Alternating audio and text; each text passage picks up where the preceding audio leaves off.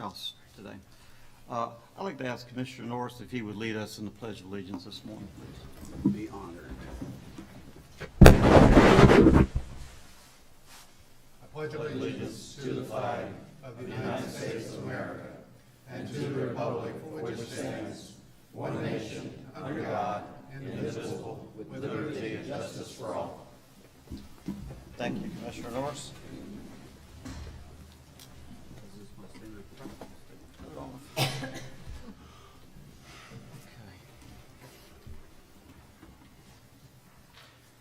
Preliminary announcements. I'm sure everybody's got these memorized by now, but it is my duty to make sure that I say them. The First District Court of Appeals has been kind enough to let us use their facilities. I have to say these are wonderful facilities. So please respect the rules. Absolutely no food or beverage other than water in the room. Silence your cell phones. And persons addressing the commission, please speak up so our recording equipment can pick you up correctly and properly. As always, I ask your consideration of being succinct as you can in your questions and comments so we can get through the agenda as efficiently as possible. And also, please wait to be recognized by the chair before speaking. Finally, pursuant to Section 286.0114 Florida statutes, members of the public have the opportunity to have input on matters before the commission other than in cases in which we act in a quasi-judicial capacity. This means the public can have input on other matters other than complaints, opinions, and determinations on financial disclosure cases. If you desire to be heard on a matter, please fill out a speaker card and give it to Ms. Fulford, who has her hand up in the back of the room. Okay, she'll give you a speaker card.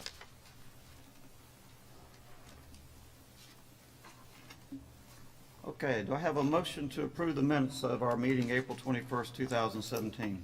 So, second. Okay, I have a motion by Commissioner Berger and a second by Commissioner Weston, I believe it is. Any discussion of the minutes? All in favor signify by saying aye. Aye. Opposed, say no. By your action, you have approved the minutes. Okay, we are now on agenda item 4A, consideration of final action recommended order on Carrie Pigman 15-239. And Chair, yes, if I could, I just wanted to say again, I was general counsel of the Florida House Representative Pigman is there. So as before, I'm not going to participate in any discussion on this one. okay, all right. And have you filled out the necessary paperwork on that? If I haven't, I will. Chris will make sure you get that done. If I might, Mr. Chairman, I think probably that's not necessary to have a form on that. I think the oral announcement and the lack of participation and the abstention from the vote, I don't think it's one of the type that you would need to do the form on. Okay, all right, that would probably, okay. And, Mr. Chair, if I may, I was the supervisor of the respondent's wife when she was at the state attorney's office, and I've maintained that friendship, so in the interests of fairness and justice, I believe it's appropriate for you to abstain from this case. okay, so Commissioner Berger will be abstaining. Do we have a quorum left? I'm kidding. All right, I think we're in good shape. Okay, so all that will be noted. We have before us the recommended order of the administrative law judge for the Division of Administrative Hearings and Complaint number 15-239 in regards to Carrie Pigman, recommending that the commission find the respondent did not violate section 112.313(6) in the Florida statutes. As neither party has filed any exceptions, there will be no argument, and the staff has not prepared a draft order. Will the parties or their counsel please identify themselves for the record? Melody Hadley, Commission Advocate. Okay.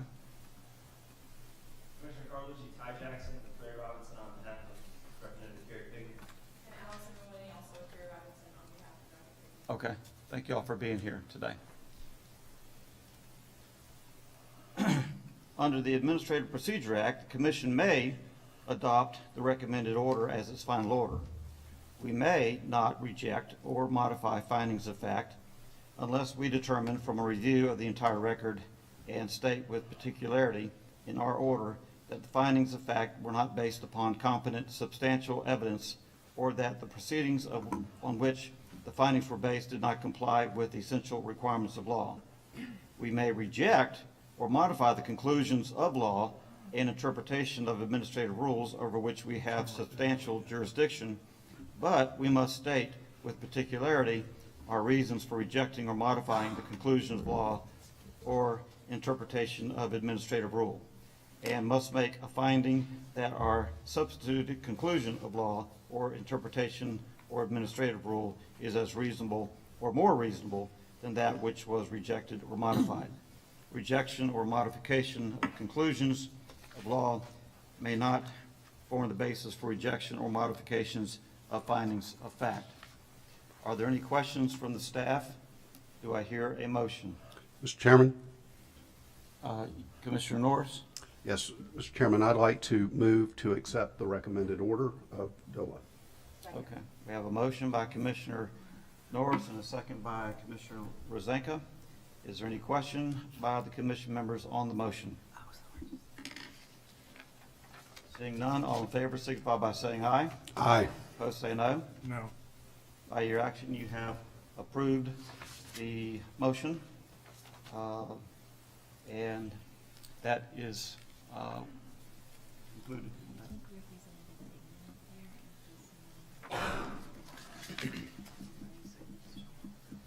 For the record, Mr. Pigman, would you like to introduce yourself and anyone in your party, please? My name is Terry Pigman. I thank the commission for your time and consideration. You're welcome. Okay. We are now on agenda item 4B, consideration of final action, recommended order. Is everybody here that is supposed to be here on this before we get started? Is Mr. West here? His lawyer is. His lawyer is, okay. I had a feeling he was when I saw you step it up to him. Okay. Here's the statement that is to be read. We have before us the recommended order of the administrative law judge for the Division of Administrative Hearings in complaint number 16-032 in regard to Milton West, recommending that the commission find the respondent violated section 112.313(7) and 112.313(16).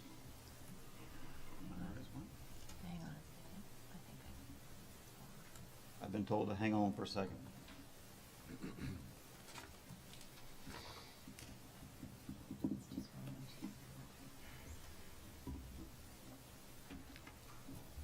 Okay.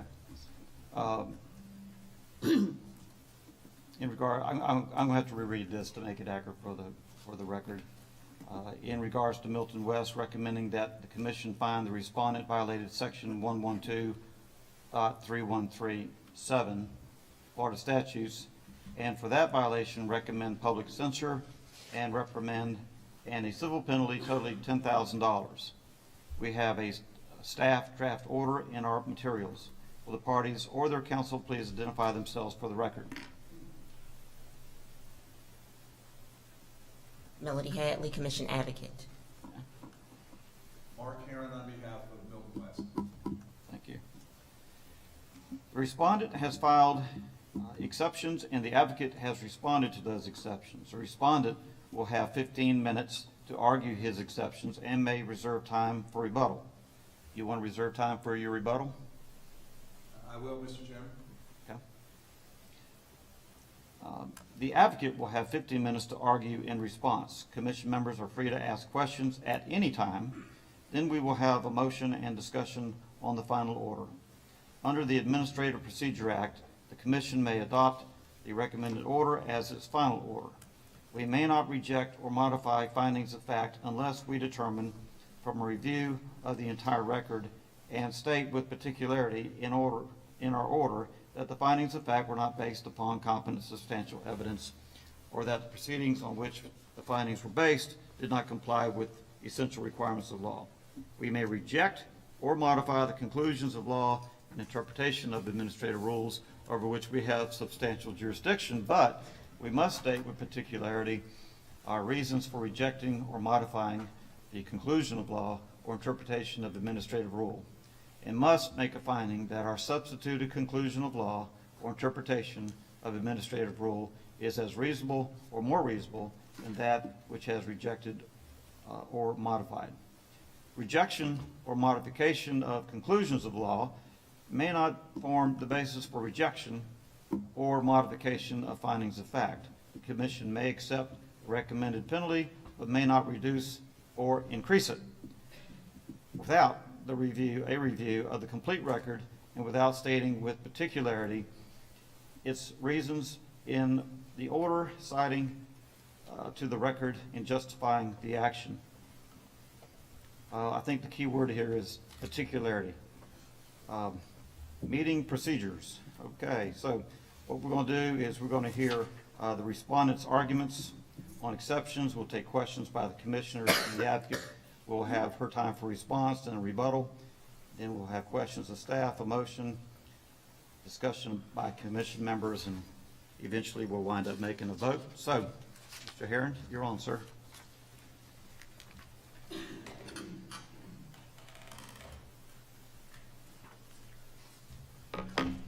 Mark Herron on behalf of Milton West, and I would like to reserve 5 minutes plus any other time that I don't use up in the first 10 minutes, because I don't think my argument is going to take that long. As you notice from the exceptions, we are not filing any exceptions to the findings of fact. The findings of fact are relatively clear. They were set forth clearly in the report of investigation. And I just want to summarize them to kind of set up my legal argument. I mean, Mr. West had an interest in a matter that came before his agency. And the matter came before his agency for a vote. As a result of that vote, it would have inured to his special gain or loss. Those are detailed findings of fact. Now, what Mr. West did, and again, these are all in the findings of fact, is that he fully complied with Section 112.3143, the voting conflict law. He timely filed the memorandum of voting conflict, detailed his conflict in the matter. He participated in the matter as the law permits him to do, because he filed the memorandum of voting conflict, and he abstained from voting on the matter. So he fully complied with 112.3143. What this case is about, and what our argument is about, is that the commission has elected to prosecute him for violating 112.3137.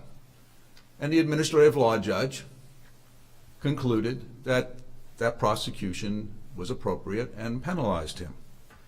But when you look clearly at 112.3137, as this commission knows, there's 4 prongs to 112.3137. The first prong is that a public official cannot have a contractual relationship with an entity that's doing business with his agency. That's not what that's not what the commission prosecuted Mr. West for. You can't have an employment or contractual relationship with an entity that is subject to your regulation of your agency. And in this case, it's not regulation under the commission's precedents. He wasn't prosecuted for having a contract that led to a frequently recurring conflict. No, he was prosecuted for this single matter which dealt with him having a contract that impeded him in the full and faithful discharge of his duties. Now, when our argument is that when one follows the law, let me back up. You don't know at the get-go what that means, because as the advocate points out in her response, as this commission says, this impedes you in the full and faithful discharge of your duties is something that tempts you to do something wrong. It's the temptation that creates the prohibited conflict. Now, again, Mr. West fully complied with 112.3143. That's in the findings of fact. Fully complied. What we are arguing, what the basis of our exceptions are, is that 3143, the voting conflict law, needs to be read in pari materia. That means together, to come up with a unified result with 112.3137. And that is to say that when one fully complies with 112.3143, the voting conflict law, it obviates the conflict that is created under 112.3137. And especially a conflict that is one of these, as I tend to call them, amorphous conflicts that you may or may not know about when you have this relationship. What I suggest is that this situation that the commission finds itself in, or Mr. West finds itself in, is a gotcha. It's a gotcha that is not appropriate under Florida's ethics law. And the gotcha comes from the fact that he complies with one provision of the law 100%, and here's the commission, gotcha on this one over here. I think that the commission needs to think about this seriously. And why I suggest that is that how is a public official to know that on any matter that comes before his or her board that inures to his or her special private gain, and he or she fully complies with the voting conflict law, that the commission is not going to come back and say, we got you?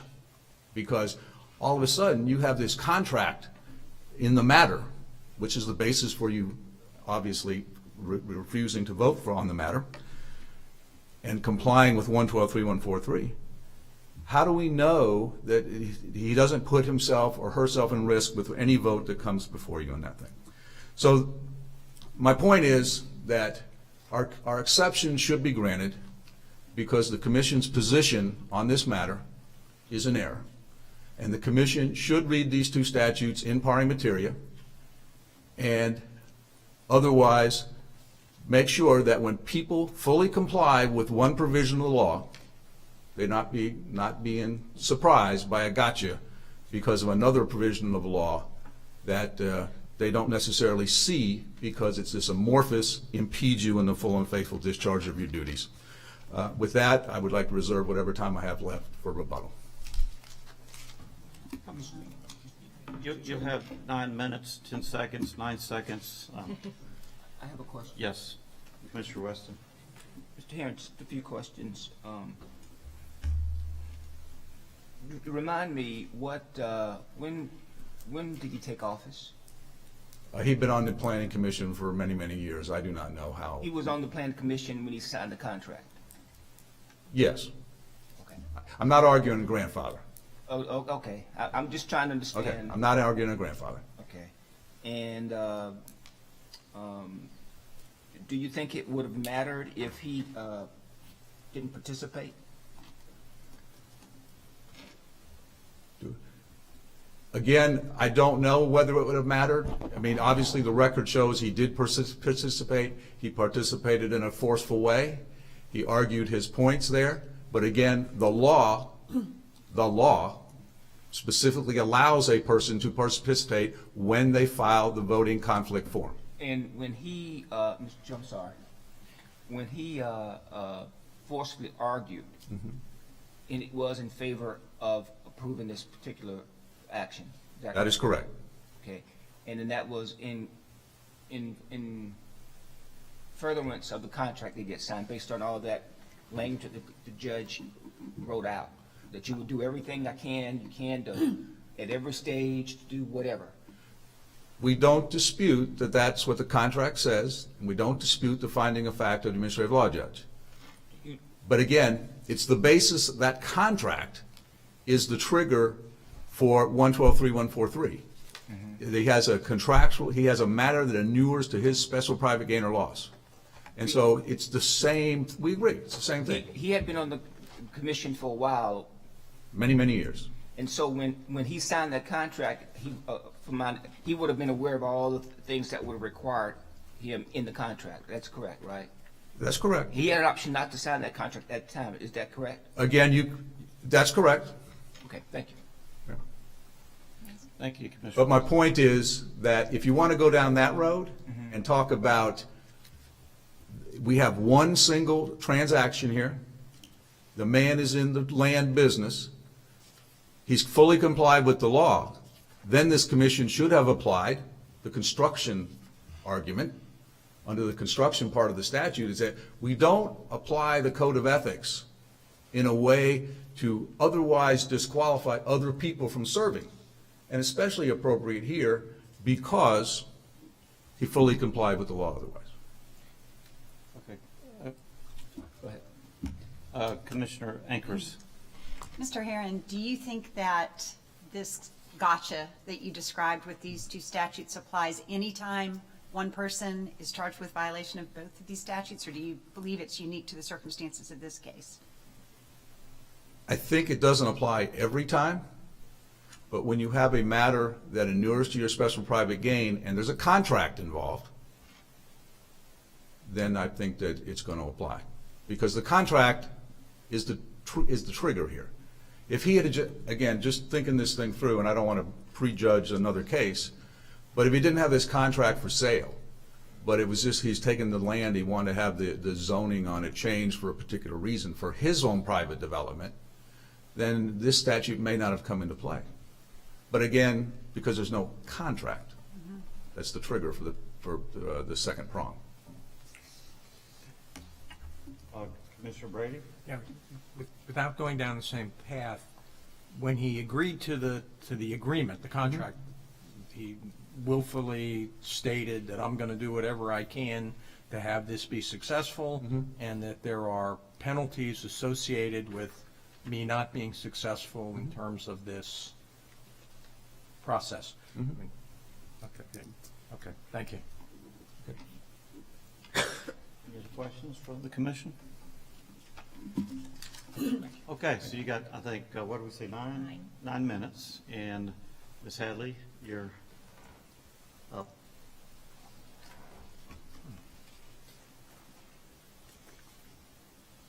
There is a contract, and the clear and convincing evidence proved that respondent had that contractual relationship that conflicted with his official responsibilities as a member of the Ocoee Planning and Zoning Commission. The administrative law judge found that the respondent and his partners were in a contractual relationship to sell property for almost $2 million. Again, that property had to be rezoned, and as a part of his obligations, as you've already discussed, he was required to assist the buyer with securing all necessary government approvals. At that time, when respondent was when he signed the contract, he was on the Ocoee Planning and Zoning Commission, which was responsible for making recommendations to the City Commission regarding rezoning the property. From the moment that respondent and the other party signed the contract, his private responsibilities and or his duties regarding the contractual relationship placed him in a position that tempted dishonor to his public position. Respondent's public duty was to objectively review and offer impartial recommendations to the City Commission regarding the rezoning of property.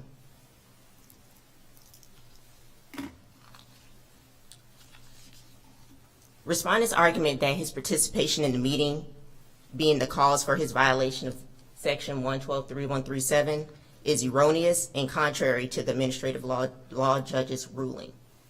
In conclusion of law, paragraph 26, which is not challenged by the respondent, the administrative law judge concluded that respondent violated Section 112.3137 due to his contractual relationship regarding the sale of the property, be it that it conflicted with his public duties. Again, contrary to respondent's belief, his participation in the discussion was not the activity that subjected him to the violation of the statute. Respondent also mentioned wanting or making sure public citizens are able to participate in these boards, commissions, and in his written argument, he also alluded to Section 112.3132, and just saying, it basically says that it's essential that government attract those citizens best qualified to serve. However, it also says public officials should not be denied the opportunity available to all citizens to acquire and retain public economic interests, except when conflicts with the responsibility of such officials to the public cannot be avoided. Again, in section 112.316, it talks about that public officials should not have employment or pursuits that interfere with the full and faithful discharge of an officer.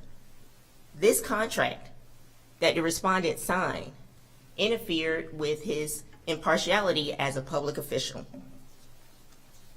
There are a couple of other arguments that the respondent makes, be it the para materia and a rule of lenity, and I believe, as I put in my written arguments, that neither apply here, as both statutes are clear. 112.3137 and 112.3143 are both clear, different statutes, and they don't have a conflict with each other. Also, the respondent argues, how would the respondent or a public official know that he may have an issue under 112.317?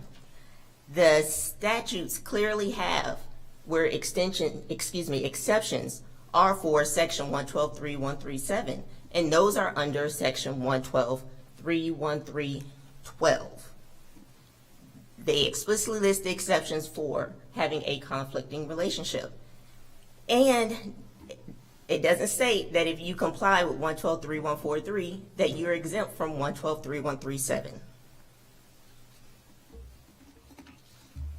So overall, the respondent's argument is that the administrative law judge should have arrived at a different conclusion.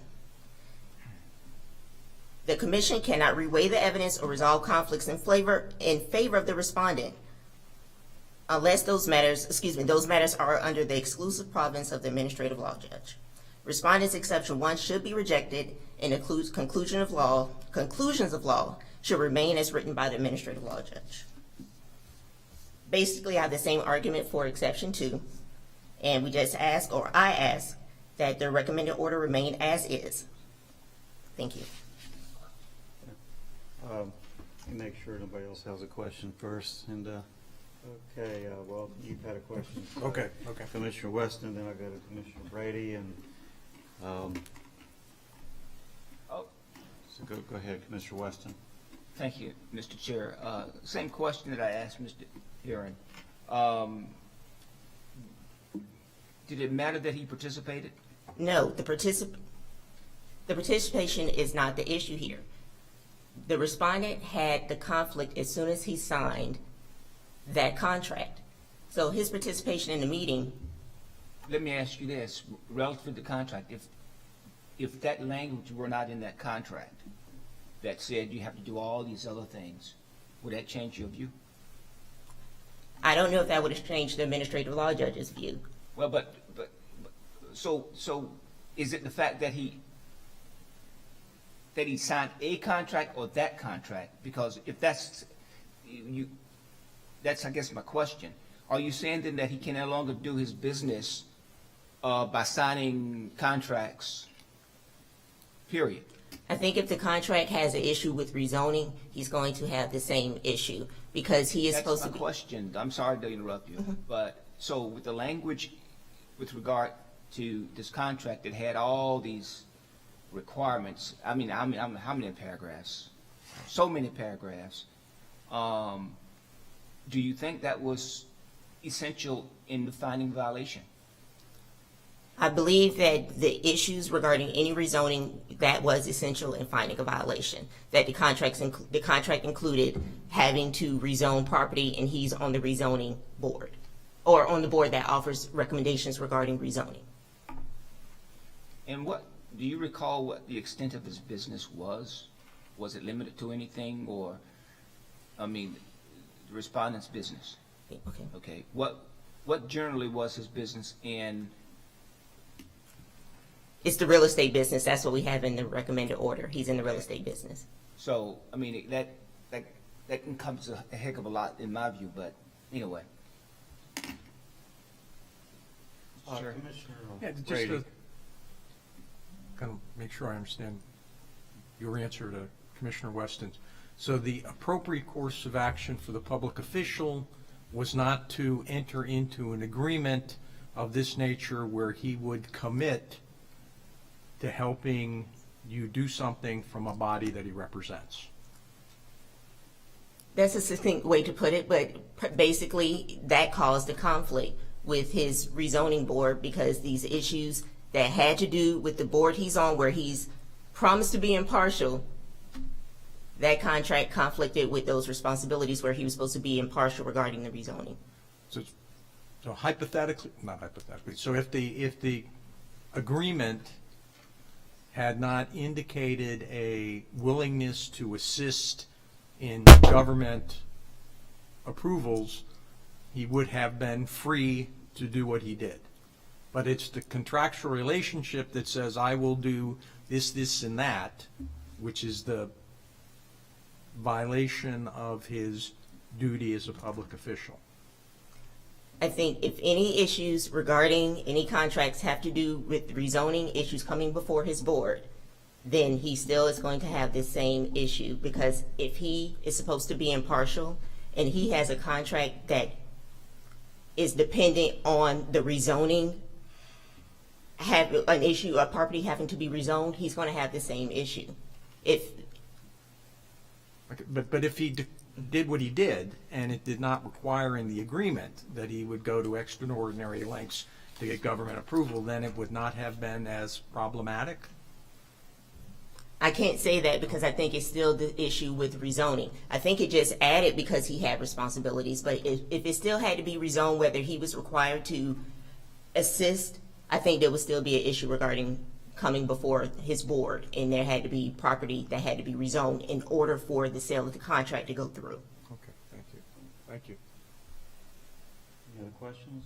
Commissioner Berger? If he had abstained and remained completely silent on the issue, would that have had any effect one way or the other? He abstained, so he did abstain.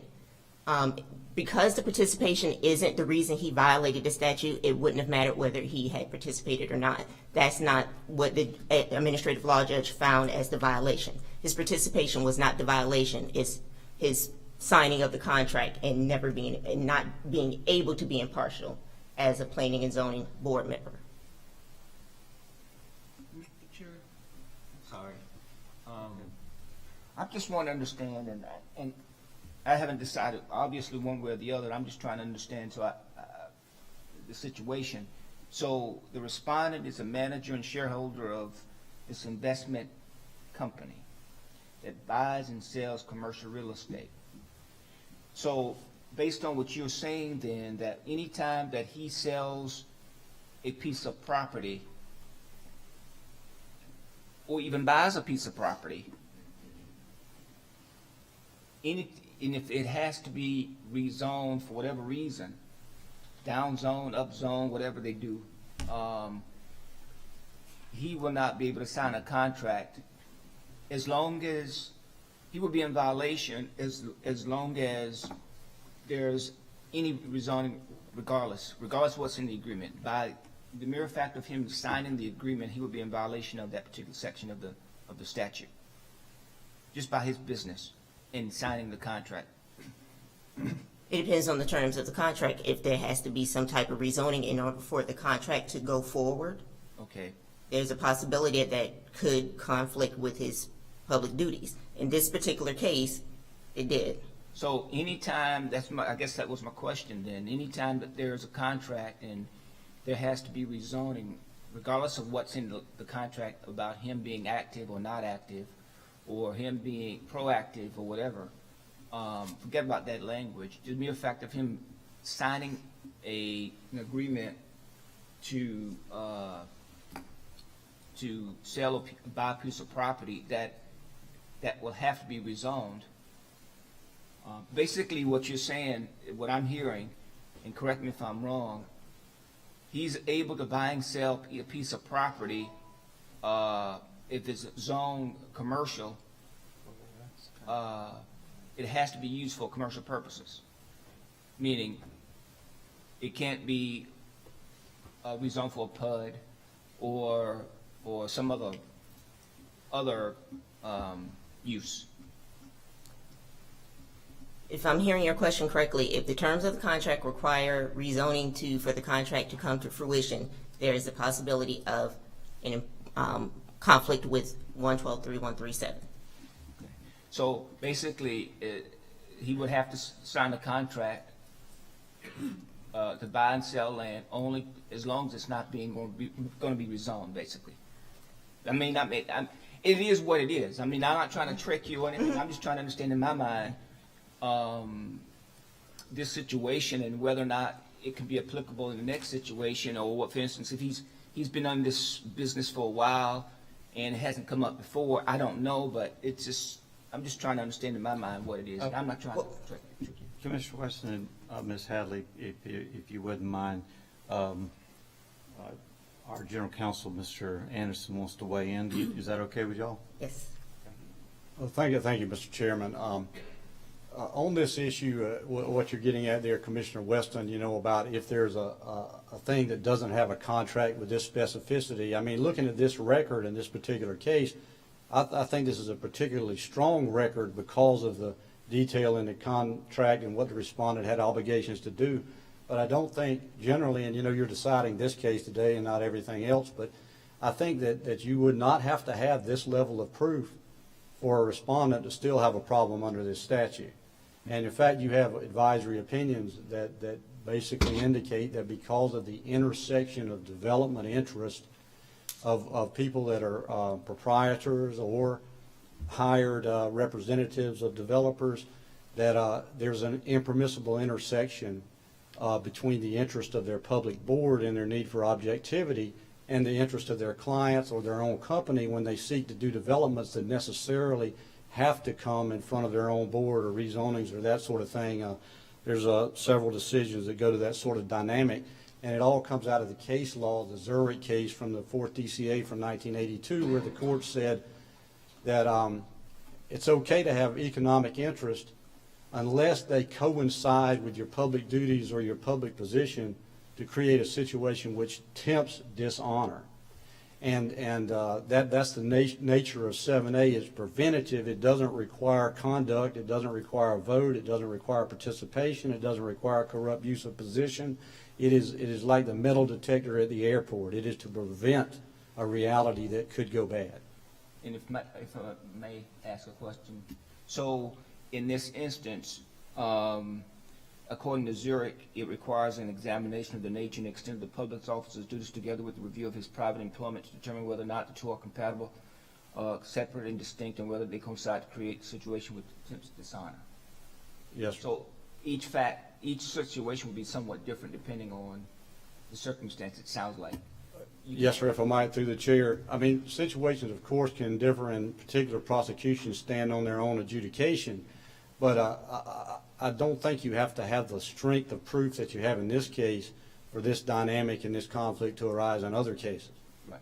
And it's often, if I might just have one more moment, not so much what is said always, or it's often what is not said. It is the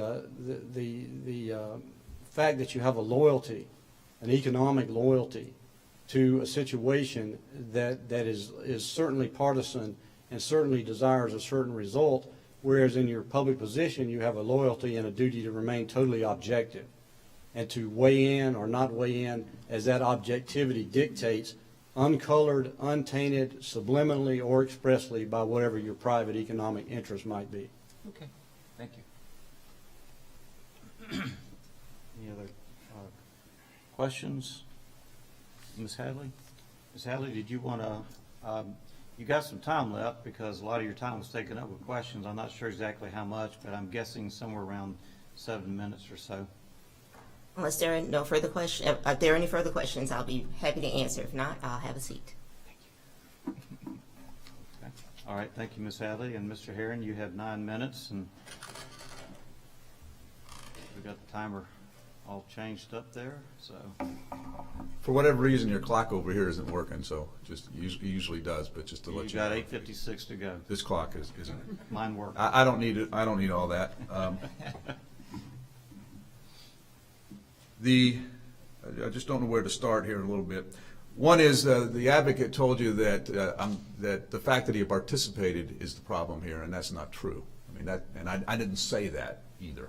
What I said is that he did participate in full compliance with 112-3143.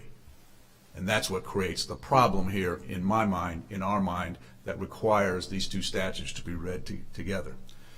What the advocate told you as well, and I don't know if it registered upon the group, was that we can't read these two statutes in pari materia because the exceptions to 112.3137 are set forth otherwise in 112.313. There's a whole list of these specific exceptions.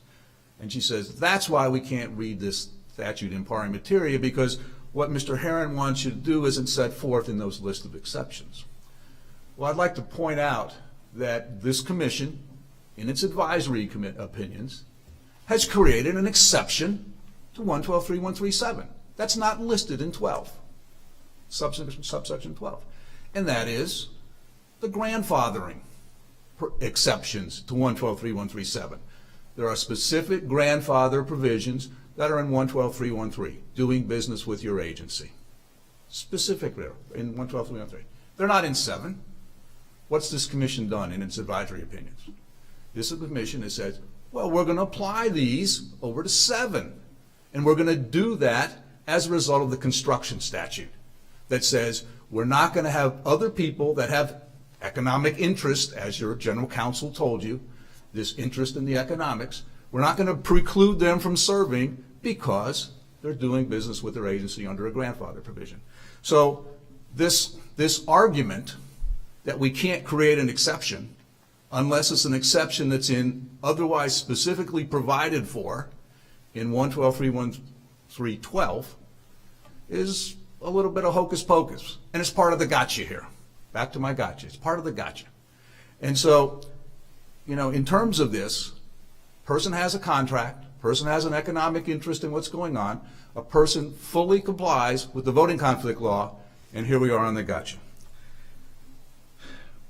And one final point, and this is the temp dishonor. It's kind of a circuitous argument that he enters into the contract and it's going to tempt him to dishonor his position, and he otherwise complies with the law to say, I'm not going to vote on this matter, but I'm also going to disclose my conflict to the world, and I'm going to participate as the statute lets me do. That's kind of it's kind of, again, part of the gotcha. So again, we would urge this commission to really, really re-examine the basis for this this position that you have adopted in advisory opinions. Mr. Hare, may I interject one thing? Yeah. Please. Yes, we did adopt that. I think it's fair, though, to say that an administrative law judge agreed. So I think just to try to pin that on us as though it was not also approved by another level is a little unfair, and I just want to make sure that that's made public. Go ahead. Well, again, you can have that position, Mr. Chairman. I do. That an administrative law judge has said it. That doesn't make it right. Doesn't make it the law. It really doesn't count. It really doesn't count, in my opinion, until an appellate court says that, and we'll see what is said. But again, this doctrine that's been around is only through advisory opinions to this point in time, and I'll concede it's in this order that was drafted by the administrative law judge, who's a former Ethics Commission prosecutor, who's familiar with these precedents, but that's where we're at. And we would ask you to really, really look at this hard and fast, because it creates a situation that public officials, notwithstanding their economic interest to buy and sell property, to develop property, and comply in full compliance with the law, set forth their position on the record, abstain from voting, and participate, are prosecuted for something that otherwise they should not be prosecuted for. So with that, I will sit down and be quiet. Sure. Thank you very much. You may have a question too. Okay. Commissioner Norris? Mr. Herron, given the ruling and accepting the ruling as it is, what would your client have had to do? He would have had to resign from the board the day he signed that contract. He would have to, as it's been said in these opinions, You choose between your public service and your economic interests. And we're talking here about one transaction. He's been on he's on the board for a long time. Again, he fully complies with the provisions of the law. But again, what he would have had to do to avoid this is probably, at the time he signs the contract or immediately prior thereto, resign from the board and not serve anymore. So it's your position that a simple recusal from it entirely would not have been sufficient? That is correct, and that's what Ms. Hadley told you as well. Yes.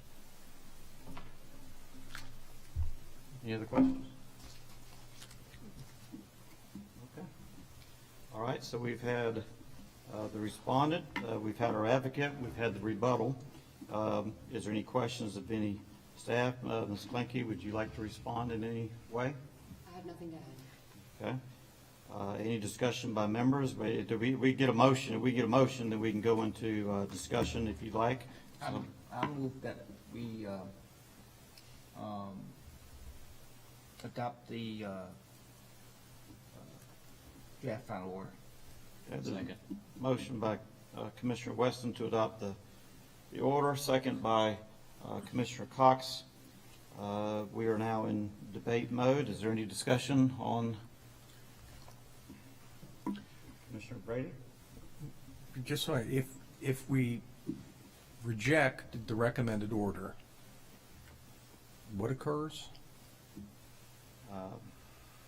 Ms. Doss, would you like to explain what? If you Do that better than I can. reject the recommended order, the member making the motion to reject would have to state what specific conclusions of law or findings of fact they're rejecting.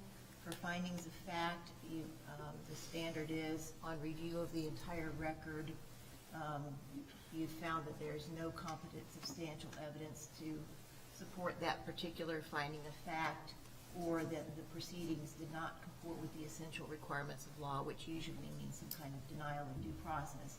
But of course, the respondent hasn't objected to any of the findings of fact. To reject a conclusion of law, you would need to state what the rationale for the rejection of that particular conclusion of law is, and make a finding that our interpretation of law is as reasonable or more reasonable than the one that is being rejected or modified. Did I get that? If I might, Mr. Chairman, I think that's correct, right, and they have postured this just as a legal matter. And if you were to reject the conclusions of law here, you would be going against a number of decisions under this statute over many years that the commission has entered under this statute. Commissioner Rosenka? Would it be possible to amend the recommended penalties? Same process. I think you have to go through the same process of finding a fact and so forth. Ms. You can reduce or increase the penalty upon a review of the complete record and by stating with particularity the reasons in the order, citing to the record and justifying the action. If I may? Commissioner Weston? In reviewing this particular item, I understand what the respondent is arguing. My problem is that it was from when the public is looking at this thing going through the zoning, and this particular board member is so rah, rah, rah, rah, rah, rah, rah for this particular action, and they find out that he has a contract, oh my gosh, it just doesn't look right, it doesn't smell right, and he may have done all the things that he were legally required to do under one section, but this other section, as you look at it, well, he had an opportunity not to sign this contract. As we heard, he could resign he didn't have to sign up to the contract. And that's what I was getting at earlier is, does it necessarily go to every contract? Maybe, maybe not. I guess you have to look at each fact. for sure. And I'm concerned that what he's done, I mean, he just made things worse by being so an advocate. If he didn't participate, maybe we wouldn't be here. I don't know. I just don't know ultimately how that's going to play out in another factual situation. But it just didn't look right. It doesn't smell right. It doesn't feel right.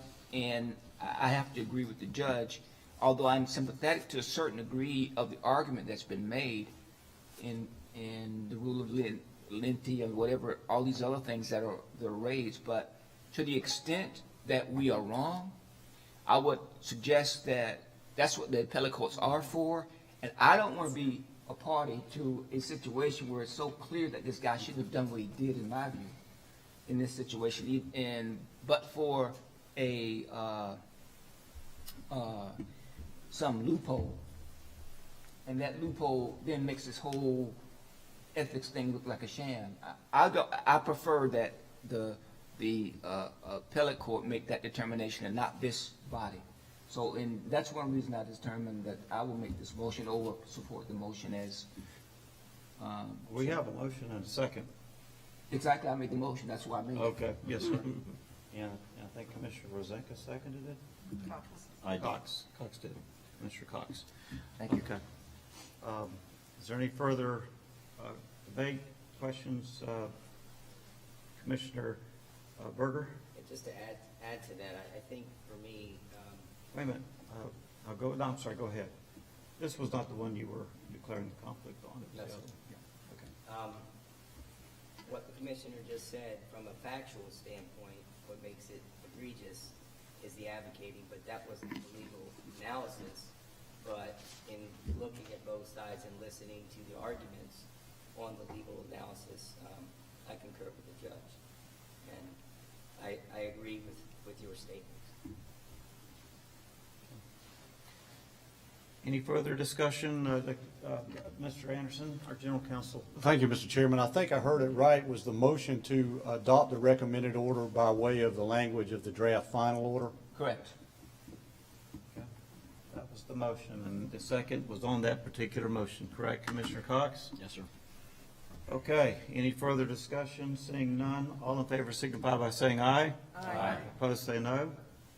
By your action, you've approved the adopted motion. Okay, thank you, Mr. Herron. Thank you. Okay, before we move to our next item, I want to take just the privilege to make one comment here. Not that this would have made any difference in this particular case or not, but just a reminder that I think if you go back and you look at the recommendations we had to the legislature, the one that I wanted to push for the hardest was that if you had a conflict of interest, then you should not be allowed to debate. And that's why, and this is the, whether debating or not was the reason. Apparently it goes back to the contract. I'm just saying. Okay, well, anyway, I think you got what I've said, and I will leave it at that. Perhaps I'll mention something later. Who knows? Okay. Can I mention one thing as well? Yes, ma'am. May. Unless Ms. Doss hits you with her elbow. They're sharp. I'm just saying. She might. This isn't about any particular case. Yeah, I It's- just want to this make is clear process. that once the case is completed, Yeah. and the gavels come down, that's the end of that case. And so if there's comment on legislative issues or whatever, we'll be talking about legislative proposals at our next meeting and what happened at the legislature this year, later on today. So just want to make clear that once the case is over, it's over. It's over. I think I can still make this comment safely. It's really maybe directed at Mr. Herron, who I think finds himself, at least it seems 2 meetings in a row, in a difficult position of seeking exceptions to a recommended order. And we have a high standard that was articulated by Ms. Doss in terms of what findings have to be made. And I worry that it's easy for a commission member to be afraid to try to articulate that standard. It's challenging and high. In this particular case, which I'm not speaking of, it would have been easier because it was relatively short and Mr. Hand was able to succinctly state the reasons one might find exceptions. But I also guess it would be helpful in more complicated cases or with more complicated facts for the respondent to be able to articulate those findings we would have to make in order to agree with the exceptions to the recommended order. I just feel like it's not fair to have the wave against you simply because we're not able to articulate as well the reasons for the exceptions. Okay. All right, let's move on. Thank you, Commissioner. Smith. Yeah.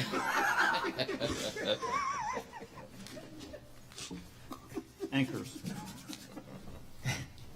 This is my last meeting. I've just now got everybody's name down. It's my last meeting. Or do you? Anyway, okay. Consideration of final action stipulation, agenda item 5A, Jeffrey Doc Solomon, 16-196. We have before us a proposed stipulation between the commission advocate and the respondent. Will the parties or their counsel please identify themselves for the record? Elizabeth Miller, advocate for the commission. Okay. Anybody else here? Okay. After considering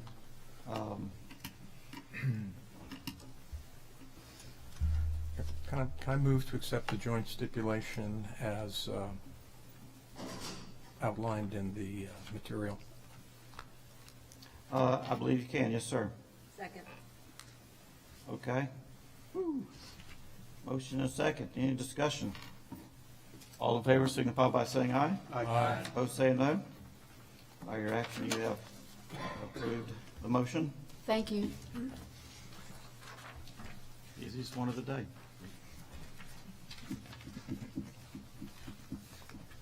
Okay, we have now consideration of advisory opinions. That's agenda item 6 on your agenda. There are 3 advisory opinions for consideration today.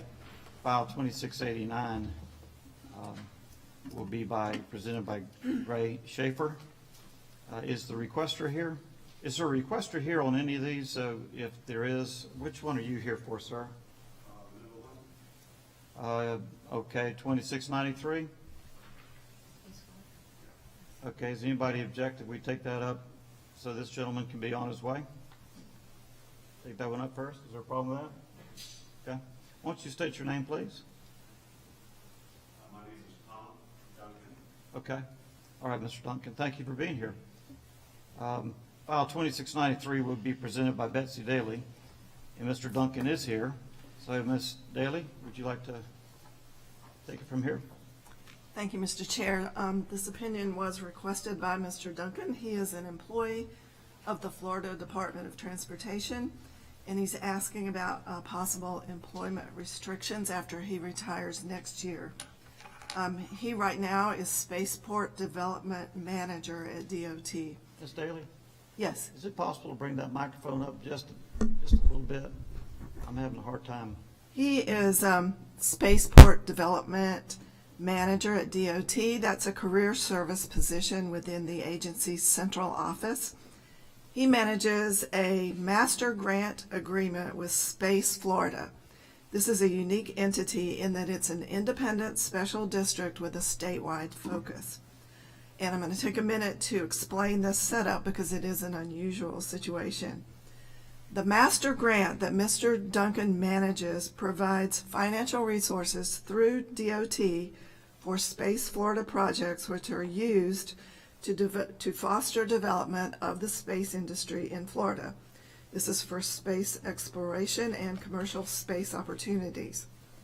The legislative intent is for Space Florida to be the single point of contact with federal agencies, the military, state agencies, and the private sector for the state's space-related activities. With master grant funds from DOT, Space Florida hires contractors to develop and maintain space vehicle launch ranges, spaceports, and other space transportation facilities. The master grant agreement was authorized by statute. It did not come about through the typical state agency procurement process.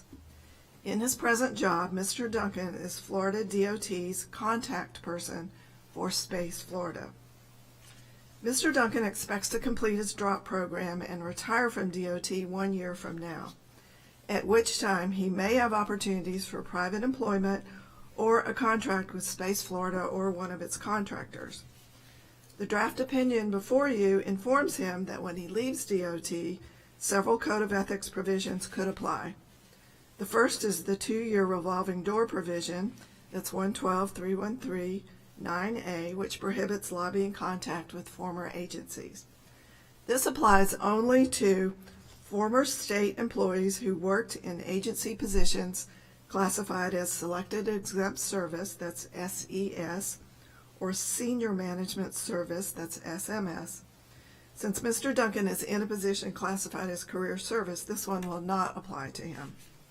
The second is 112.3185 subsection 3, which prohibits a former state agency employee from ever working in the private sector on a contract that he helped to procure while employed in state government.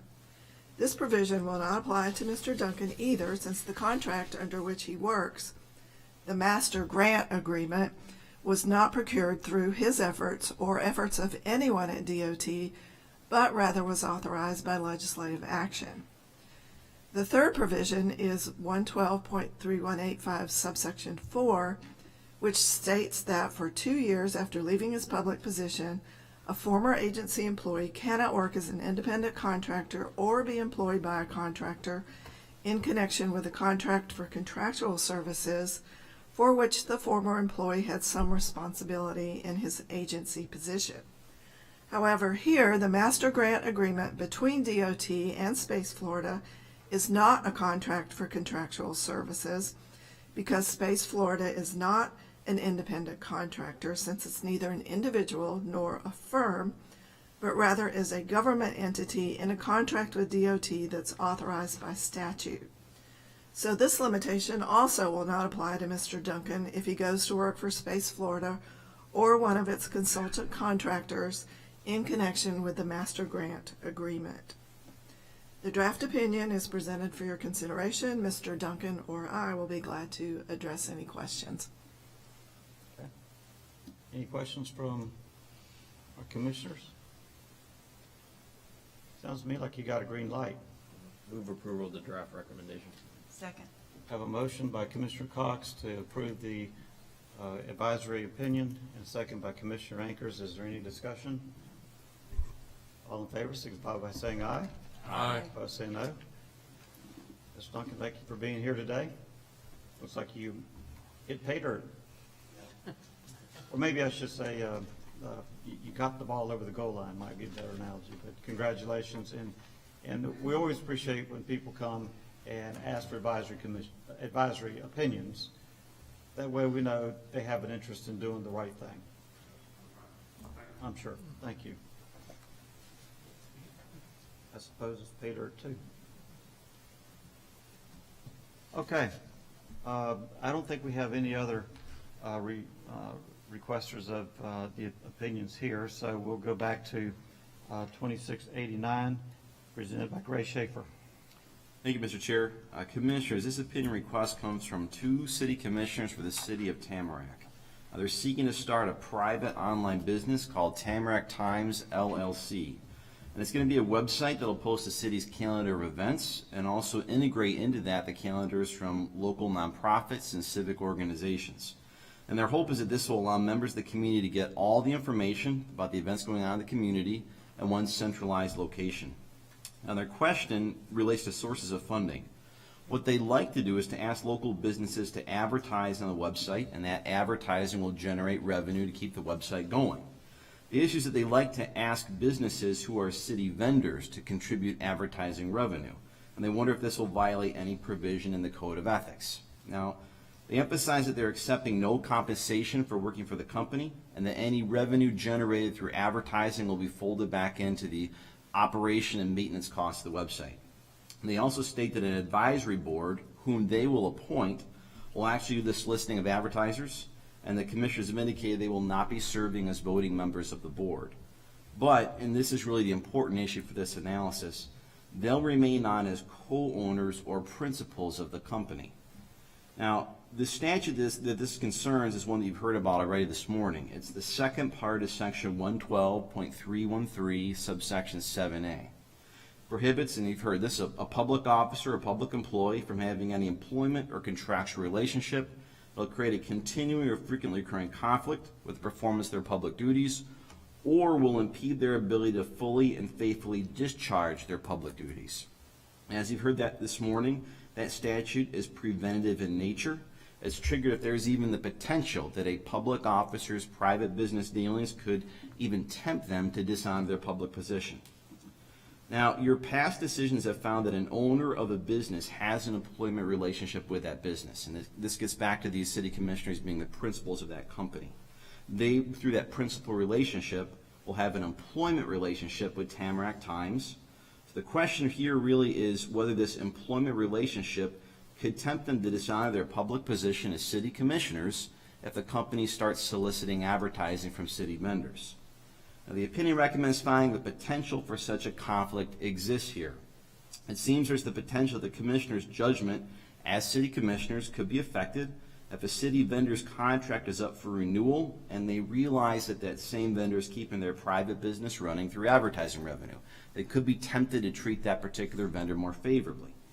And I'm drawing this from a past opinion, Advisory Opinion 89-13, and that dealt with a county property appraiser. And you found that he would have a conflict under section 112.313 subsection 7A if he hired a consultant to work for his private business while that consultant was providing similar services to his property appraiser's office. You found there was a potential there that the property appraiser's private relationship with the consultant could affect his impartiality and his public capacity if that consultant's contract with the county is up for renewal. And it seems that there's a parallel situation here. Now, I do want to emphasize this opinion is not stating the commissioners would intentionally misuse their office to benefit vendors contributing to their company, only that they could be tempted to do so. And again, that's all that you need to violate or at least trigger the second part of 112.313.7A. I also want to emphasize this opinion is not stating the commissioners are prohibited from operating this website. They certainly can. And the opinion is not saying the company is prohibited from soliciting outside sources for advertising. They can. All the draft opinion is recommending finding is that they will trigger the statute if they're soliciting advertising from city vendors. Now, the end of the opinion contains some general guidance about other provisions in the Code of Ethics, but the chief focus of it is on 112.313.7A. And I know that these commissioners aren't here this morning, but they did send me an email yesterday that I'd like to read to you. They say, "Thank you for sending us the preliminary draft of the opinion. We appreciate your time in reviewing and confirming what we believe would be a response, that we can proceed with the project provided that no one from our company solicits advertising or receives funds from vendors conducting business in the city of Tamarack. As you've understood, this is our attempt to do something good and assist the nonprofit world in their event planning. We wanted your opinion prior to launching the website in an effort to be proactive, and we thank you again for your time." So it seems from this that they aren't surprised by the recommendation of the draft opinion and that they at least understand the reasoning behind it. I offered that draft now for your review, and I'm happy to answer your questions. Commissioner Weston has a question. This opinion would and I don't have a quarrel with the opinion, actually. My question is, what if I'm a vendor but I still want to participate, obviously on their website? Obviously that won't prevent the vendor from willfully participating. I don't believe that it would, because you're talking about a situation where they wouldn't be contributing advertising revenue. They might just like to have something put up on the website. Yeah, because I'm thinking out loud in the sense that since it's going to be the nonprofit for the events, and all vendors probably want to be a part of that, whether you're part of the city or not. Mm-hmm. And I'm just thinking at some point some person may, well, with the opinion it would probably save them, but somebody may come down the road, well, since you're a member of the commission and you're a part of this, I'm going to go ahead and do this. Mm-hmm. It has nothing to do with the opinion itself, but that's something that we can't control. In my take on that, number one, I don't think that the opinion would, the same concerns would be triggered, because in that particular case, you have a vendor just putting up an event on the website, but they're not contributing money to keep the website afloat. So I don't think the same temptation that's talked about in the opinion would kick in that circumstance. And as long as there's no contractual relationship with the actual city commissioners themselves, I don't think it would trigger the first part of 7A either. Thank you. Any further questions of any commission members? Okay, do I have a motion? Move to accept the advisory opinion as read. Commissioner Brady makes a motion to approve the advisory. Second. Second by Commissioner Ankers. Is there any further discussion? Seeing none, all in favor signify by saying aye. Aye. Opposed, say no. By your action, you have approved the advisory opinion on 2689. Now we're on file 2694, which will be presented by John Knight. Is the requester here for this? I think he is, or she is. It's all yours, Mr. Knight. Thank you, Mr. Chairman. As you have read in the draft opinion, this request is brought by Hugh Brown, who is the General Counsel for the Florida Housing Finance Corporation. There are two questions presented in this draft opinion. The first one is, would a member of the board of the Florida Housing Corporation have a voting conflict of interest were a matter potentially affecting a client of his brother's firm to come before the board? And second, is a member of the board of the Florida Housing Finance Corporation permitted to abstain under Section 286.012 Florida statutes when a matter potentially affecting a client of his brother's law firm comes before the board? Here we have a member of the board's brother who is employed by a law firm that is retained to lobby local governments on behalf of a developer. That developer periodically has business before the board. A measure is expected to come before the board in the next month that would ban the developer from funding for a period of time. The board member wishes to know whether this would create a voting conflict and whether he would be able to abstain. The question here then is whether members of the board of the corporation are state public officers within the meaning of Section 112.3143 of the Voting Conflicts Law. That statute defines public officer to mean any person elected or appointed to hold office in any agency, including any person serving on an advisory body. The question that we examine here then in this draft opinion is whether the corporation is an agency as defined in the Code of Ethics. And to do that, we look first at the corporation's enabling legislation, which is Chapter 420. That chapter specifically states that the corporation is an agency or a state agency for purposes of a number of statutes. Section 420.504 lists out about 5 different statutes that the corporation is deemed to be, for purposes of those statutes, a state agency. The corporation's enabling legislation also states that Section 112.313 specifically applies to board members. However, nowhere in Chapter 420 does it state that the corporation is an agency for purposes of the Code of Ethics, or that Section 112.3143 applies to the corporation. As opposed to other statutory entities where the legislature specifically did one or the other, here they chose not to do so. For example, with the Citizens Property Insurance Corporation, the legislature specifically states that the entire Code of Ethics is applicable there. And with the Early Learning Coalitions, the legislature specifically states that 112.3143 is applicable there. Here they did not do either. And applying a legal maximum, which I love, that the English translation means the mention of one thing implies the exclusion of another, and the fact that the legislature's reference to section 112.3143 is the only section of the Code of Ethics that the legislature has stated applies to the corporation, leads us to the conclusion that the corporation is not an agency as defined in the Code of Ethics, and therefore that the corporation's board members are not state public officers as defined in section 112.3143. Therefore, as to the first question presented, we recommend finding that no voting conflict is created because the voting conflicts law does not apply to the corporation.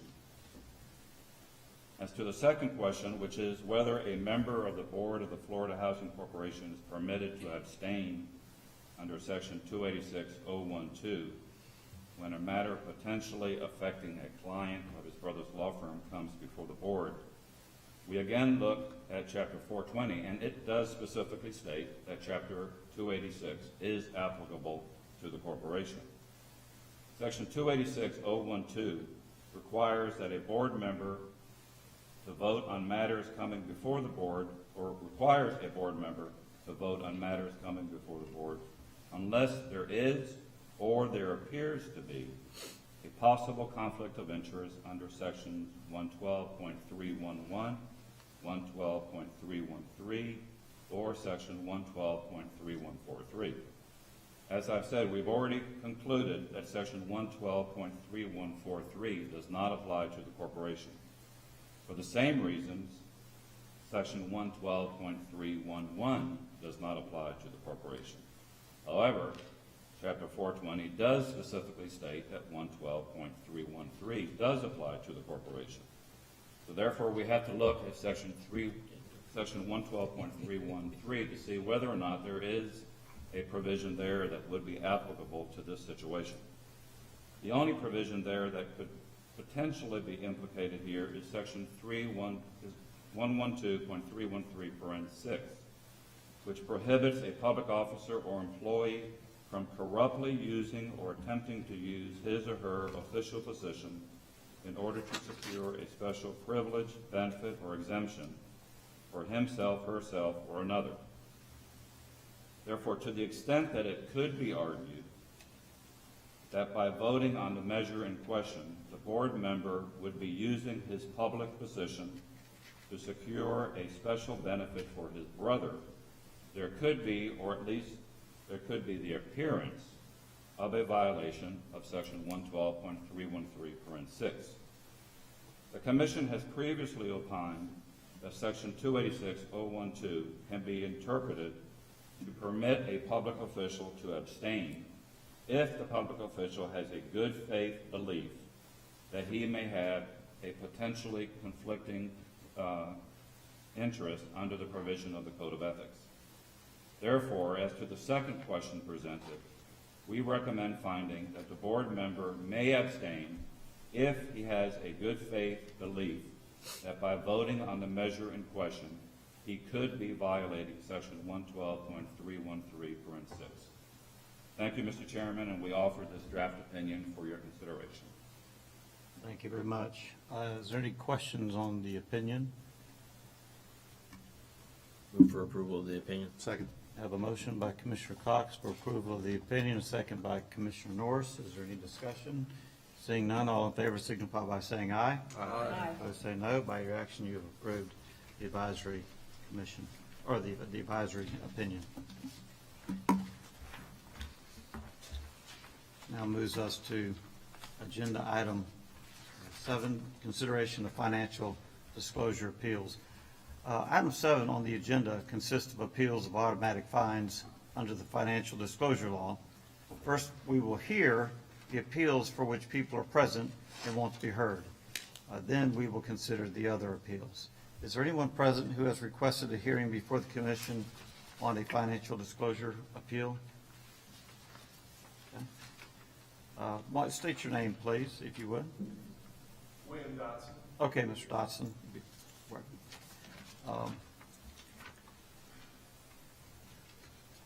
After we hear from Mr. Knight on the staff recommendation on Mr. Dotson's case, we will then hear from the appellant, which would be Mr. Dotson. Thank you for being here today.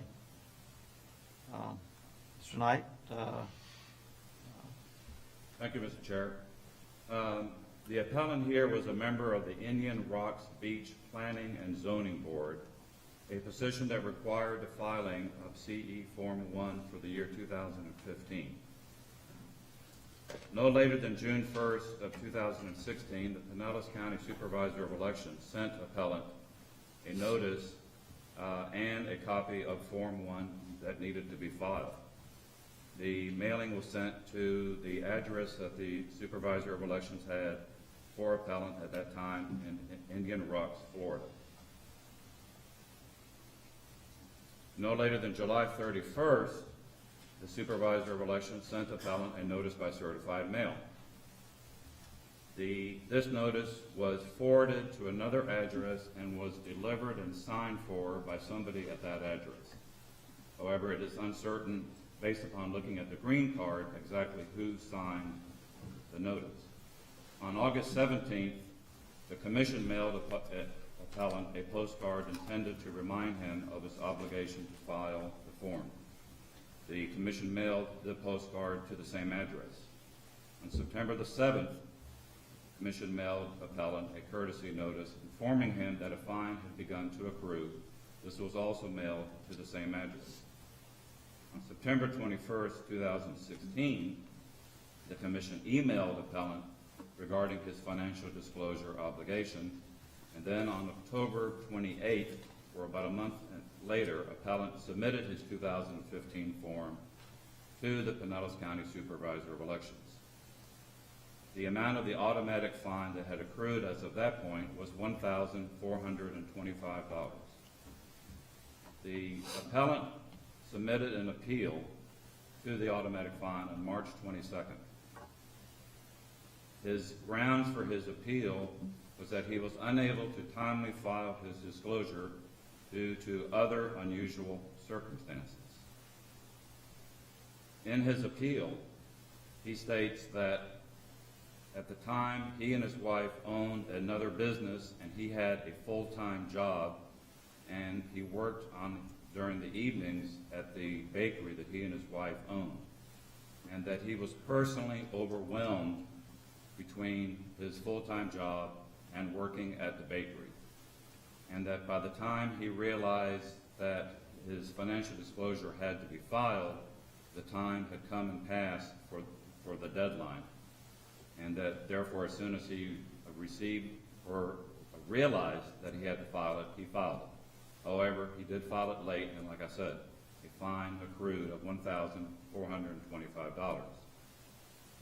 After reviewing all the grounds for the appeal, we do not believe that the appellant has pointed out to any uncommon, rare, or sudden events that prevented him from filing his form on time. While we understand that he may have been personally overwhelmed with everything going on in his life, that does not constitute, in our opinion, unusual circumstances that justify here waiving the fine. And for that reason, we recommend that the Commission deny the appeal submitted by the appellant. Mr. Dotson, would you like to come to the podium and identify yourself again, please? And I'm not sure what time frame that you have, but give it your best shot. All right. William Dotson, 1 Windrush Boulevard, Indian Rocks Beach.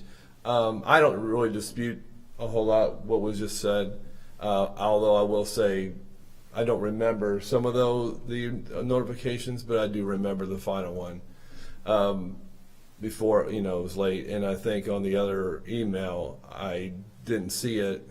Ended up putting it to like a junk mail file, and that's when I went to search for it after I understood that it was there. At the time, you're right. What we did was we were so busy at the bakery, we had our mail forwarded to the bakery address. So someone probably did sign for it, because I know I got the last letter that was sent.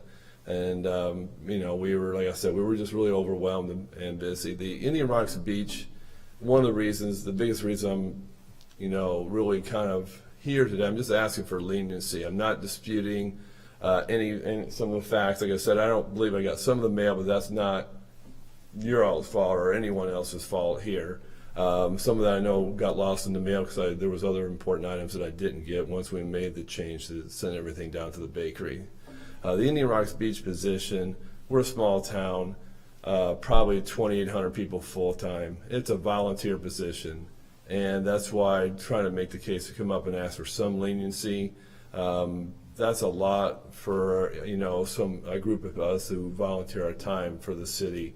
I also do a lot of other things in the city. We're on 2 nonprofit organizations that raise close to $50,000 a year to do projects, and all that money does come back into the city.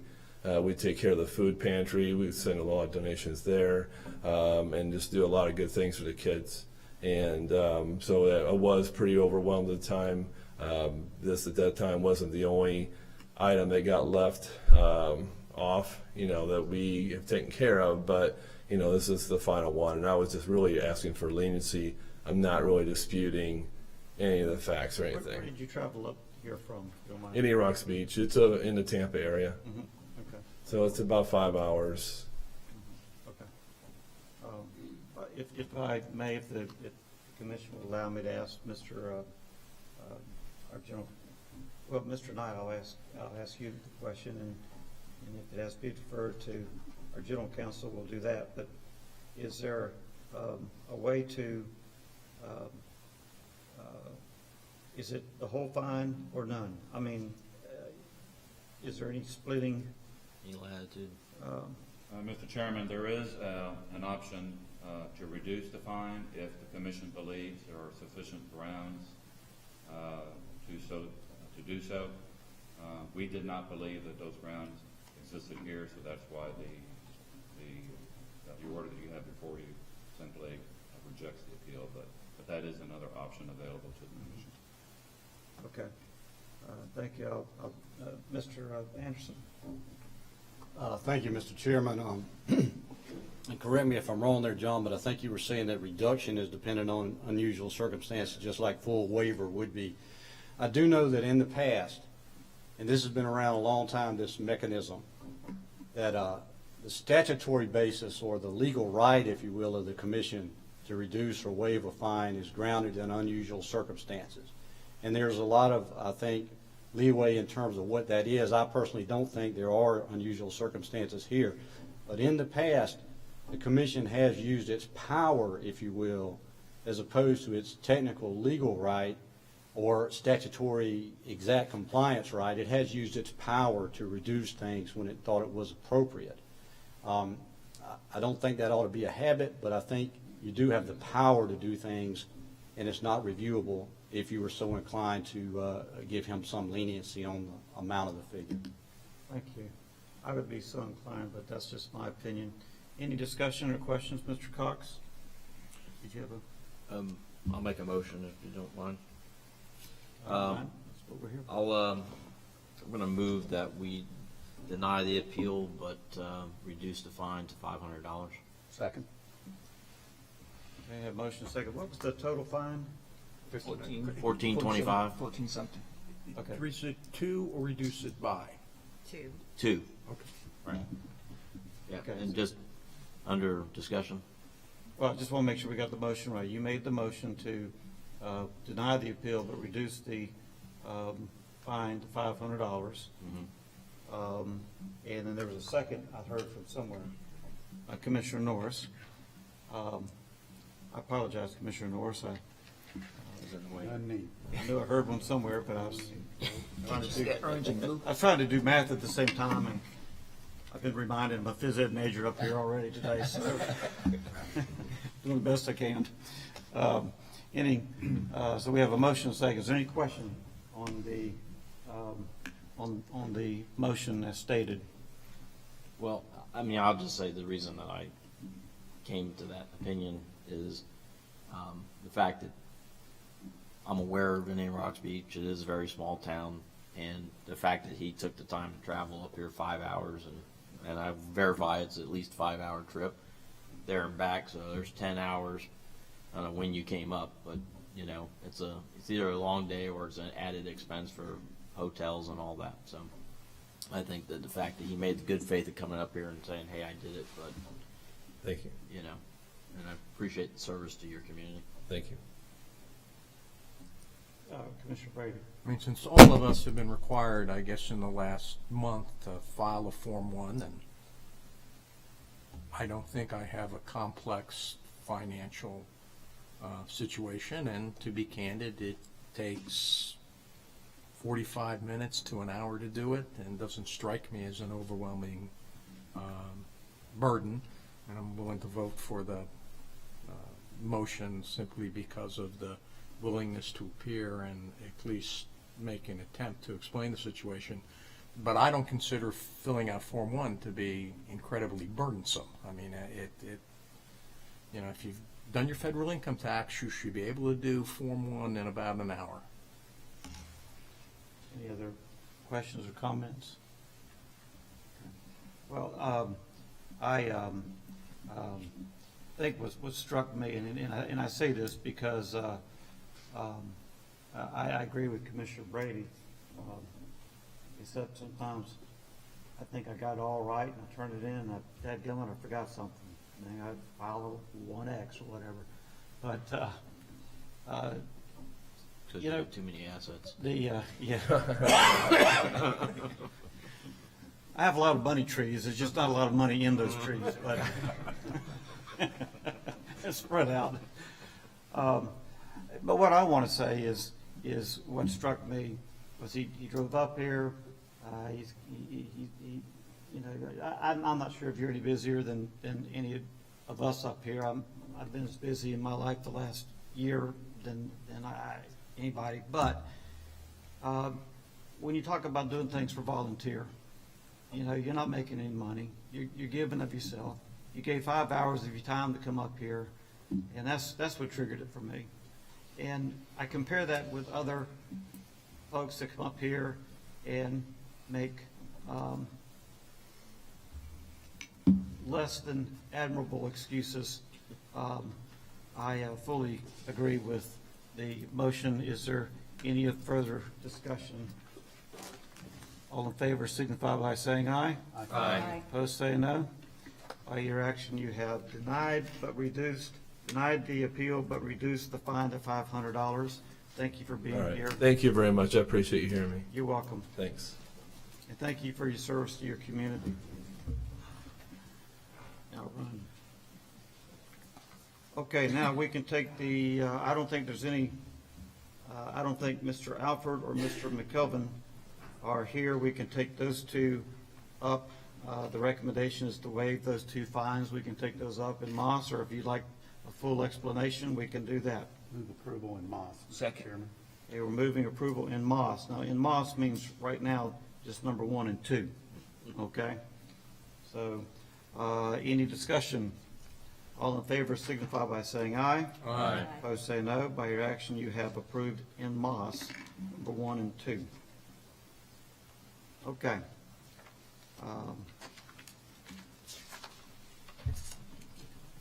And we can take the next appeals up. If anybody wants to look them through to see in case there's one that perhaps causes a problem, but we can take those up in Moss as well. I'll move that we do the same. Second. Motion and a second to take appeals in the no hearing section up in Moss. Motion by Commissioner Weston, and I heard a second from somewhere. Commissioner Powers. Commissioner Cox. Any discussion? All in favor, signify by saying aye. Aye. Opposed, say no. By your action, you have approved the motion. Okay. Flip my page over a couple times here. We're on agenda item 8, financial disclosure extension request. Item 8 on the agenda is a request for an extension of time in which to file a financial disclosure. The law gives the chair the authority to grant extensions of 45 days, which I gave one extension, but another extension's been requested, so that has to be granted by the commission as a whole. Draft order and other materials for this request are in your materials. Mr. Schaefer can make an explanation, or we can have a motion, or whatever your pleasure. Move to approve the request for extension. Second. Have a motion by Commissioner Rosanka to approve the extension, and a second again by, is it Commissioner Norris? Okay. Is there any discussion on that? All in favor signify by saying aye. Aye. Opposed, say no. No. Okay. By your action, you have approved the motion. Cox, Commissioner Cox. I'm the rebel down here. Mr. Cox, he's keeping us on our toes, you know, he's okay. Now we are on agenda item 9, which is final orders on financial disclosure fines where there has been no appeal and no payment.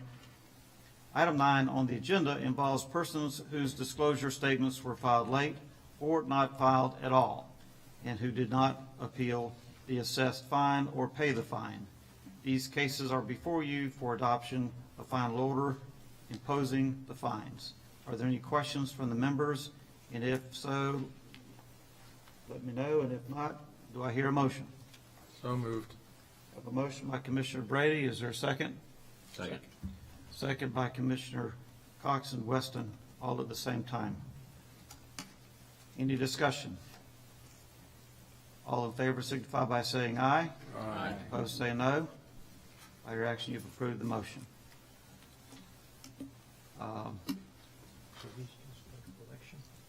We're on agenda item 10, consideration of expenditures. This is consideration of expenditures that are beyond the executive director's expenditure authority and must be approved by the commission. So Verlindy will now explain what those are. Well, Commissioners, the memo, I think, is pretty self-explanatory. This is our third year of contract with Westlaw. The total monthly charges will exceed $10,000. Also, it's time for us to renew our contract with the Attorney General's office. The contract amount this year is the same as it has been the last 2 years, and you shouldn't feel any pressure, but the people whose salaries are paid through that contract are in the room, just saying. So I would ask your authorization to make these expenditures. So moved. Second.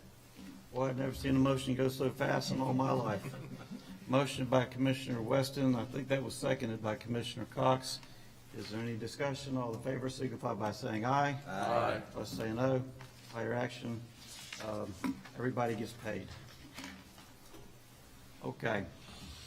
We are on reports, agenda item 11, Executive Director and Legislative Update. Members, with respect to the ED's report, not too much new. One thing I do want to say is our financial disclosure section did a really fantastic job this year. Program Administrator Holmes got the forms out 2 weeks earlier than we usually do. I think it was May 12th, and that has made a huge difference. As of a couple of days ago, we had gotten approximately 7,000 of our 16,000 is what we get. We had already gotten in approximately 7,000 of the forms, which, you know, typically our workload is really compressed between June 15th and July 15th, and we are crushed, but by getting them out this much earlier, it has been a huge help. As I let you know earlier, we've also been allowing people to file their disclosures by attaching them to an email and sending them to us. We kind of did a soft opening on that without a lot of fanfare in the event of any glitches. That system has been working well. The only glitch was we had a supervisor of elections who told their people to send the forms to us instead of to the supervisor of elections. Local officials filed with their supervisors. And so we had to work that out a little bit. Thankfully, I'm still keeping my fingers crossed. I hope it was only just one. But as far in terms of how the system is working, it's working well. So when we amend our forms for next year, we'll put some instructions on how we can do that. We'll be amending our forms in September. With respect to the resolution that the commission adopted last At the last meeting regarding the delegations of authority, I think the reaction has been measured and good. I think it was well received and definitely attended to. Commissioner Carson and I went over and met with Administrative House and the staff and Senate. I can't say they were enthusiastic about it, but they were very receptive to the commission's action, and they're very interested in working with us in such a way that they can be completely confident and assured of our accountability and our transparency, while at the same time, we can be completely confident and assured in our ability to act independently. So those conversations are ongoing, but I think that, as I said, they were very receptive and very interested. So I think that has been going pretty well. With respect to the legislative actions, pretty much nothing we were interested in passed, although I have to say the bills that had the matters we were interested in also were loaded with a lot of matters that were, I think, would have been very difficult to implement. There was one minor thing which I included in my memo. At our next commission meeting in July, we will have a discussion of our legislative package for the upcoming session, which will start in January. It's hard to believe that it's going to start so soon, but in even-numbered years, it starts in January, and odd-numbered years, it starts in March. Recalling Commissioner Norris's suggestion, the last time we looked at legislative recommendations, I'm going to include more detail, essentially the language that was in, that we've drafted that come up with so far, so that if you want to get more, deeper into that, you can.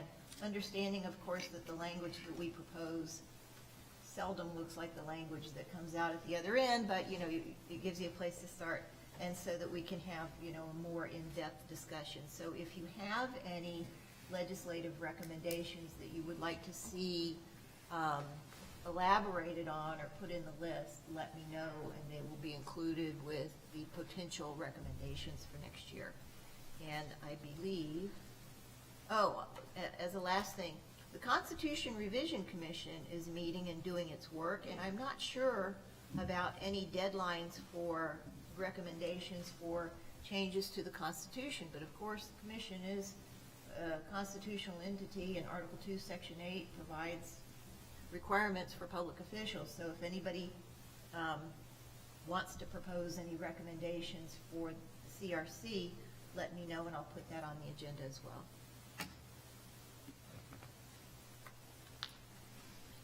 And I think there is maybe one more thing. Well, I think there is. We are very sad to announce, if you don't already know, that this is our chairman's last meeting. And without a great deal of weeping, we give our thanks for your service, Commissioner Carlucci.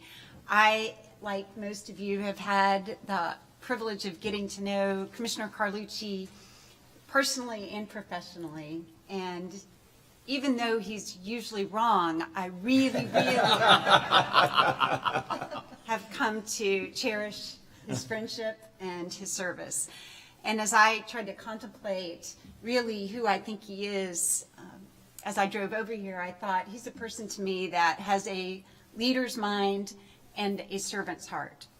There's a lot to figure out about most people, very complex. People try to hide themselves sometimes, and especially when they're in the public eye, but I don't think that can be said of Commissioner Carlucci. Who you see is who you get. You get an obnoxious Seminole. You get a person who you know very clearly who he loves. He loves his dog. He loves his wife. He loves his deceased parents. He loves his boys. And I think he loves even more the little grandchildren who they've brought into his world. And I don't think it's too much to say that even though we're colleagues, we love you as well. And we want to first honor you with something to remember us by. Accept this.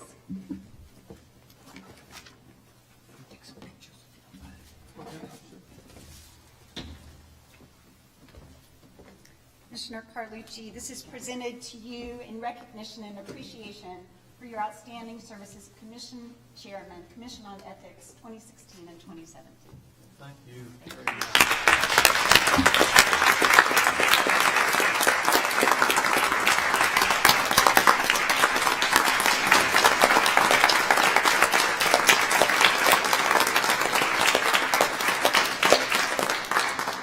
All right, you got a standing ovation, so no speech. Gets you a standing ovation. There's something you learned there. No speech. Well, I do have some words I'd like to say. And if you'll indulge me, if you don't mind indulging me, but let me tell you, this is something that I believe in. And it goes to your point, because I don't pretend to always be right. Mr. Heron often reminds me of that. But it is not the critic who counts, not the man or the woman who points out how the strong man stumbles or where the doer of deeds could have been done better. The credit belongs to the man or the woman who is actually in the arena, whose face is marred by dust, sweat, and blood. I don't think any blood's been shed up here yet, but perhaps a little sweat. Who strives valiantly, who errs, who comes up short again and again, because there is no effort without error and shortcoming, but who does actually strive to do the deeds, who knows the great enthusiasms, the great devotions, who spends him or herself in a worthy cause, who at best knows in the end the triumph of high achievement, and who at worst, if he or she fails, at least fails while daring greatly, so that his or her place shall never be with those cold and timid souls who never know victory nor defeat. That's Teddy Roosevelt. And that's one of the things that I wanted to say. I wrote down some notes. The first thing I want to say is thank you to Governor Scott. The first time I met Governor Scott, I was pretty nervous. He's not somebody who's a backslapper. He's somebody that likes to ask tough questions. And so upon my interview with Governor Scott, I knew that regardless of anything that I had heard, that I had found out personally and up front, that this was a man who deeply cared about ethics, and he made it plain, you do what you think is right, don't worry about me. He said, you do what you think is right. And I've tried to do that. Where I first got my interest in government and in ethics was probably back about 53 years ago. My father, who was not an elected official at the time, was active in the pre-consolidated government of the city of Jacksonville, which was very corrupt. To say that my father shook up the landscape by exposing corruption back in those days would be an understatement. And I'll never forget walking up. This is hard for me to do. I'm sorry. It's hard for me to do, but I'm chairman, so I guess if I choke up, I can do that. But I'll never forget those 50-some-odd years ago. And back in those days, if you ran for office, for state office, my dad ran for state senate. He didn't mess around with, municipal government. He started out going for state senate. And I remember saying, Dad, I want to go with you to Tallahassee, because you had to go to Tallahassee those days to qualify for office. And I will never, ever forget walking up those granite steps, which are still there. And I'd say probably 1 out of every 3 trips that I come, I walk up those steps. And I remember walking up those steps, I'm about 8 years old, chest stuck out. I'm with my old man, my daddy, and he's got his whole future in front of him. and he's for good government.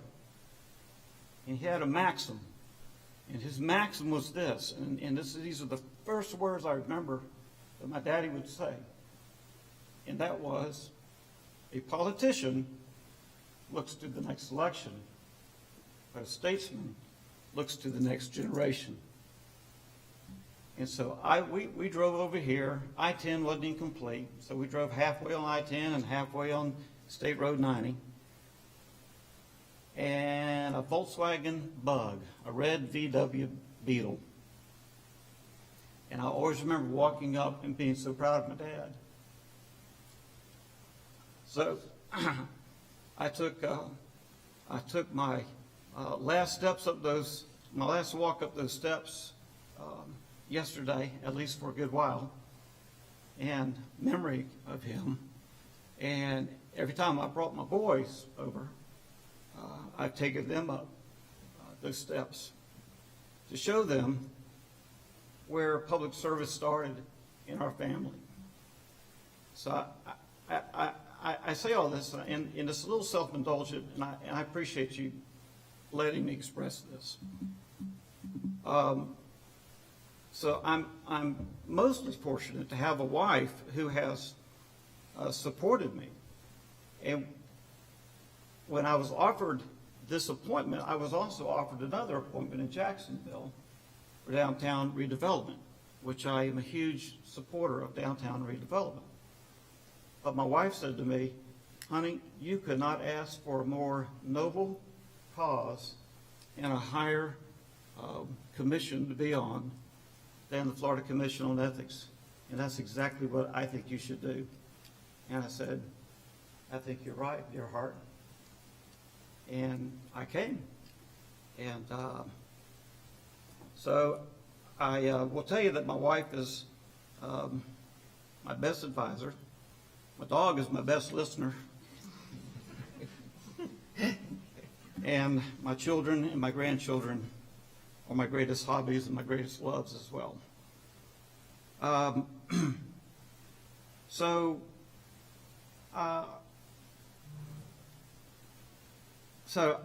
of all of my public service, I think that the Florida Commission on Ethics has by far been the noblest cause that I've had. I have to say it's been fun to be here with Stan Weston, who is my good friend for 25, 30 years. We don't quit counting. It's been fun to be here with Stan. And I have to say, in beginning my conclusion, the greatest thing about public service is the relationships you build.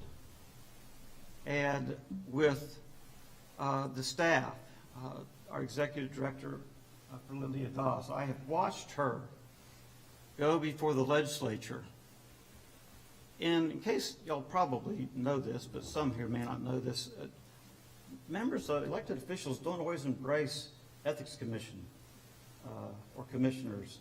They don't, but Ms. Dawes has the perfect touch and just does an excellent job with her sidekick, Carrie Stewart. Stillman, sorry. I'm your sidekick.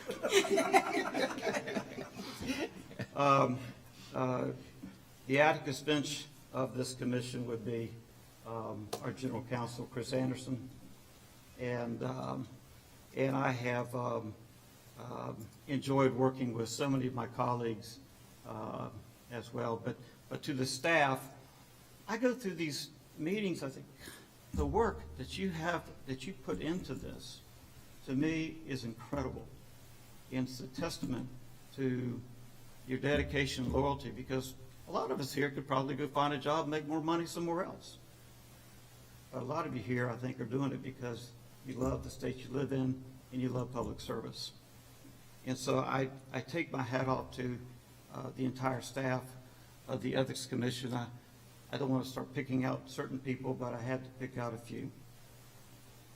The other thing has been the colleagues that I've met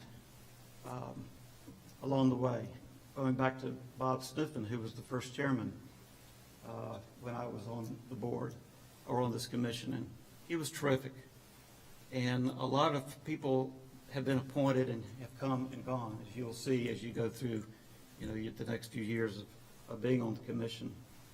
But I have learned, I know, far more from everybody here than what I think you've learned from me. And I just want to say to Commissioner Smith, Anchors, that that was one of the sweetest things that has been said, and very accurate. And I thank you for that very much. It was very touching to me. And so to all, I say thank you for this opportunity. I still have an executive thing to go through, so I'm not going quite yet. But I want to say thank you to all. And over the last 5 years, it's been a wonderful experience. And I hope and pray that you enjoy your experience as much as you've helped me to enjoy mine. And last but not least, I love you all, and always try to tell somebody every day that you love them. That's all I have to say. Thank you very much.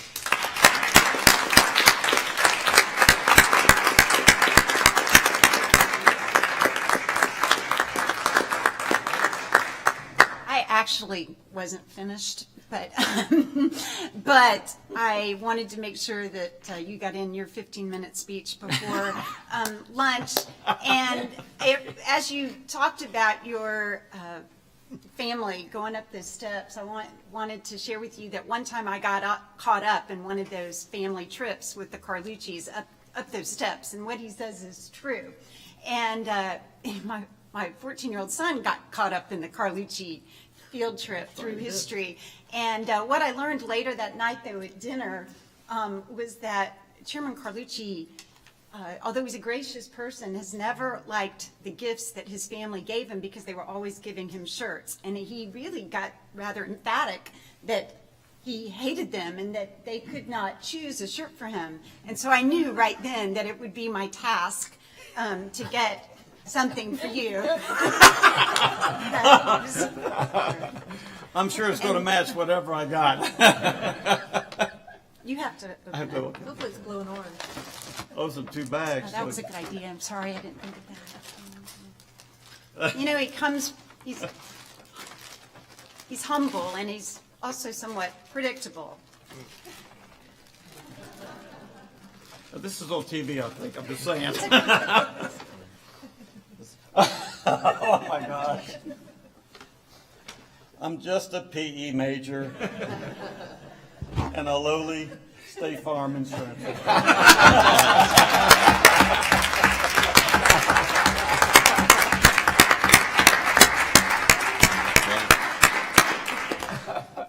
I will wear that with great pride. Fine. On selected occasions. You're a genius. That's pretty good. Pretty good. Oh, Lord. Okay, we're up for pictures, so everybody go check out how your hair is and so forth. And this is, I better adjourn right now. Thank you. That's a pretty good thing for me.